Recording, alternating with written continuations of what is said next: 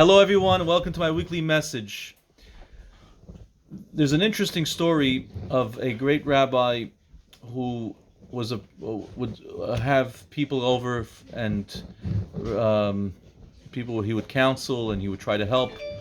And once he was approached by a woman who needed money to marry off her daughter. She was a widowed woman, and she asked for 15,000 rubles, which was a tremendous amount of money.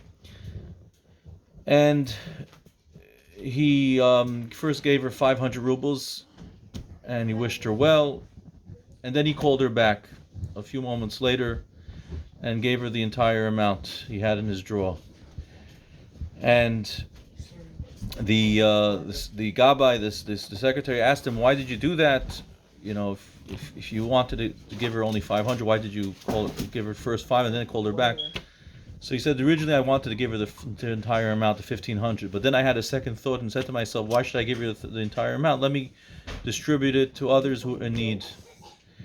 And that's when I realized that the first thought was probably the right thought to have, and the doubts that came afterwards were only to prevent me from doing something good.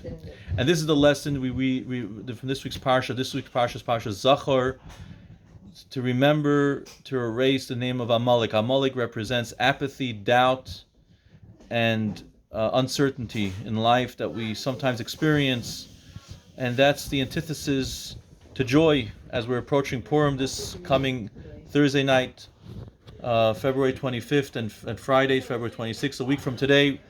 The antithesis to joy is doubt. When we're not sure of what we're supposed to be doing and about ourselves and about in life in general, that prevents us from being happy.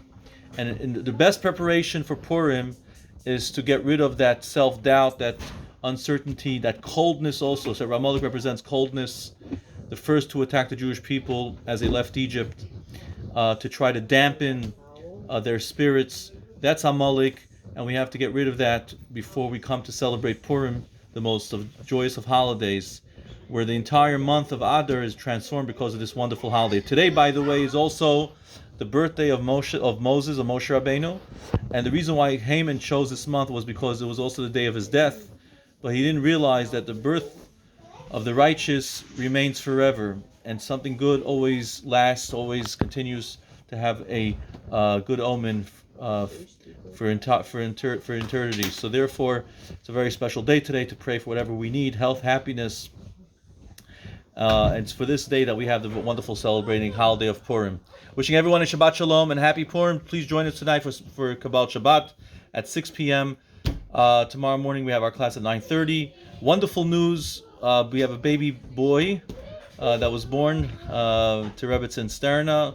So we'll have a little celebration tonight in our home. Those who can make it, 4:15 Montreal, around 9 p.m. Those who would like to come by to wish Mazel Tov, and then of course being socially distant and wearing face coverings. Tomorrow morning, services again at 9:30. Very, very important reading, Parsha Zachor. The Torah is read. The only time in the entire year when biblically we're mandated to hear this Torah reading. So it's Parsha Zachor. We take out two Sefer Torah, 2 Torahs to read this extra portion. So that's going to be around 11 a.m. And Shabbos ends at, candle lighting for New York metropolitan area is at 5:18 p.m. tonight. And tomorrow Shabbos ends at 6:19. We'll have Ma'ariv at 6:35. Wishing everyone a Shabbat Shalom. Sunday morning service 8 a.m. Again, Tuesday is the bris for the baby boy Ivri at 11 a.m. We have Shachris at 10 a.m. We're also having a Zoom link, so see the email and the WhatsApp chats and other ways to get information about the Zoom for those who cannot make it in person. Wishing everyone a Shabbat Shalom and all the best.